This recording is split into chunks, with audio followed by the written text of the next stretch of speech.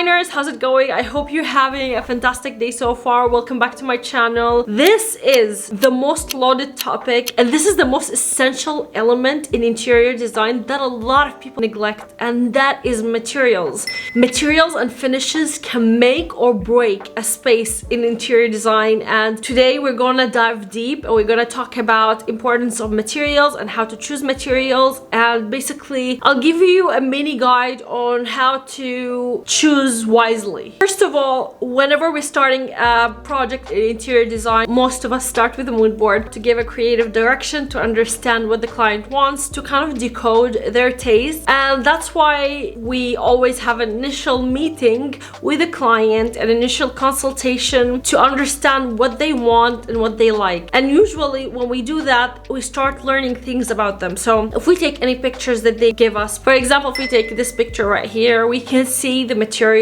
also displayed on the screen, and that is how you kind of decode their taste. And once you start decoding, you understand what kind of materials do they want to apply to their project. But is that enough? Is that good enough to start with a project and understand how to analyze a material? The answer is no, because choosing materials have to depend on a lot of different factors, and some of those factors are, of course, aesthetics and also durability, maintenance, and use of that material. And when we talk about materials in any kind of space, in a room for example, we always think about it as flooring, walls, and of course ceiling, and whatever elements within the space. So why is having materials within the space so important? What does it do? It conveys a tone, it conveys aesthetic style, and the most important thing, we as designers, our main job, our most important job is to have functionality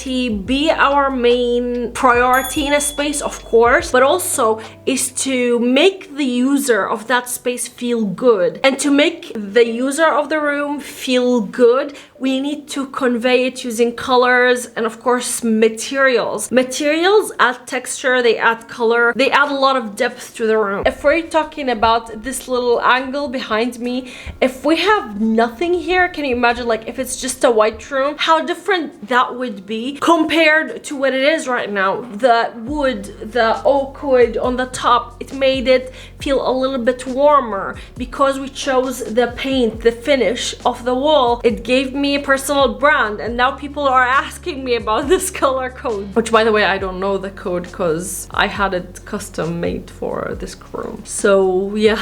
Also, materials can contribute to the visual weight of the room and of different elements in the space. For example, if you take an acrylic chair and you place it in the room, it has barely any visual weight because it's transparent. While if you take an armchair with the same scale but it has a different material, it's going to take a visual weight. So thinking about materials, we need to think in like all of the different coordinations, all different combinations, and all different elements that make or break the design. Now that we talked about the importance of material, how can we know what to choose and when to choose it, and how do we specify that this room has this material or this material, or that we want to use this finish or that finish? Well, usually when you are doing the presentation and you are kind of like giving the presentation to the client, you present them with a sample board of materials. So if I want to go to a meeting to a client after I started designing the room, what I would first do is go to the suppliers of, for example, wood finishes for the flooring and wall cladding and fabrics and things like that. These are all different materials, and I'll place them in a tray so the client can see what we're working with and how they are coordinating together. That in combination of a 3D render, that would kind of give them a visual feel on how the room would feel like, and they can touch the materials as well, see how it's like for them. But of course that's for their visual benefits. So how do we know what's good to choose when it comes to interior design projects? We have to think about the functionality of the room. It always comes to functionality by the end of the day. So for example, if you're designing a children's room, that would be a whole different game rather than, for example, designing a living room that's mainly for entertaining. Why are we saying that? Because when we talk about children, we talk about durable materials that can be easily maintained. So if we want to paint the wall, we usually go for semi-gloss finish because we don't want the child to ruin that finish for us. Of course, we want to think about how we can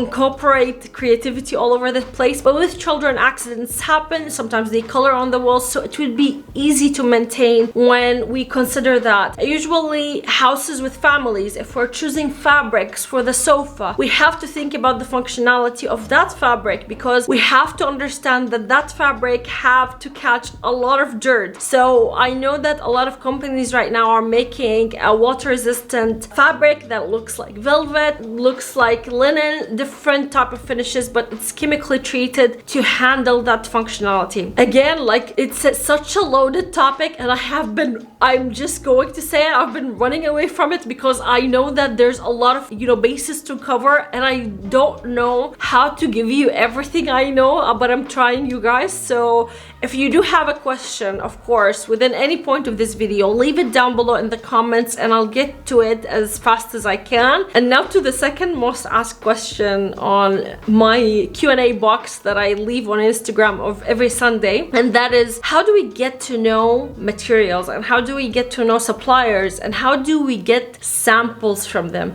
So I'm going to tell you right now how to do that. Basically, if you are looking for, I don't know, a drywall or gypsum board wall, what you need to do is go to Google and Google it in your area. So yeah, finding a supplier in your country just goes basic as like Googling whatever material that you want on Google with the name of your city. That's how you find companies. And how to get samples from them, it's simple. If you have a project, you just go to them and you ask them to give you a sample. You show them the renders, or you show them the space, or you show them whatever that you need to show them to obtain a sample to show it to the client. Because most of the companies, when they know that you are working with a client, they want to cooperate with you, they want to have your business, and that's why they're most likely going to give you a sample that you're going to use for a long time. For example, I have a catalog for flooring that I always use that I think is very helpful to me, because now every project I take, I go for that company because I already have the flooring catalog, and because of them giving me the catalog, I am giving them the business, so I'm collaborating with them in some sort of sense. So yeah, that's how you get materials, because I get that question. I don't know why people are obsessed with samples. Actually, I do know, because it's one of the things, like I'm a hoarder, I like to hoard things, so I understand if you want to collect samples, but also like you will collect a lot of samples as long as you're working as an interior designer. Of course, like you will have to go to places. Now, how do you learn about the specifications of materials and fixation and things like that? How do you learn all of that? I honestly can't tell you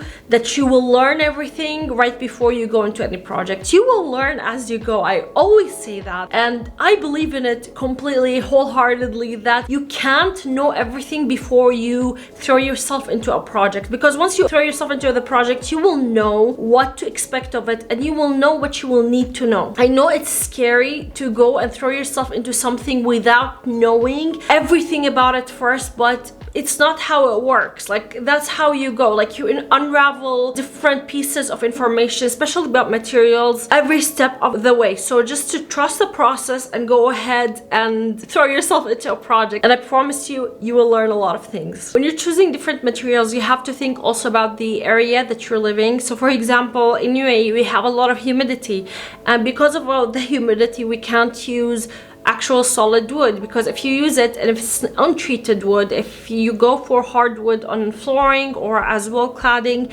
it will most likely crack or it will bend. It will have a long-term impact, and it won't be good for any homeowner, because it will cost them extra to replace those boards, and it might cause even safety hazards. So understanding your geographical location, your weather, and also different elements that can affect the materials all of those specifications before you choose any kind of material. You will learn to understand them, and also to educate yourself. For example, if you choose marble, like marble is a natural material which is incredibly beautiful. I love marble. But then when you choose marble for your countertop, for example, you will see that it has a lot of pores. It's a porous material. So that means that maintaining it would be harder. There's a lot of ways to maintain it.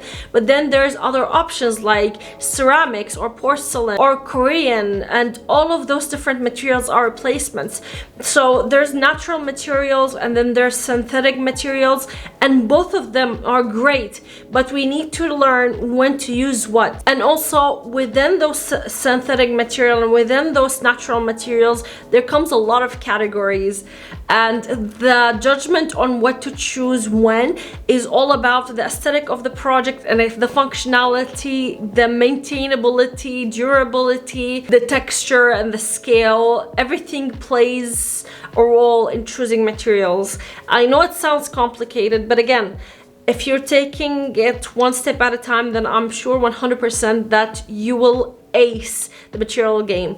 Now, last but not least, how do we specify materials? I know that there's a material specification sheet that you need to submit with projects, especially for architects. My husband is an architect. He does that all the time. What he does is actually he reviews the submittals, and this means that whether it's compliant with like fire rating, and when we talk about things like that, it's a whole different ball game, so I'm not going to go through it in this video. Now, if you want a part 2 of this video, let me know in the comments down below, but for now, this is what I have for you. Please don't forget to subscribe, to like this video, to go ahead and subscribe to my website. We have a lot of different live courses that's coming, so don't miss the chance to be a part of that, because it was so much fun last time, and these are some of the testimonials that the participants left, other designers as well.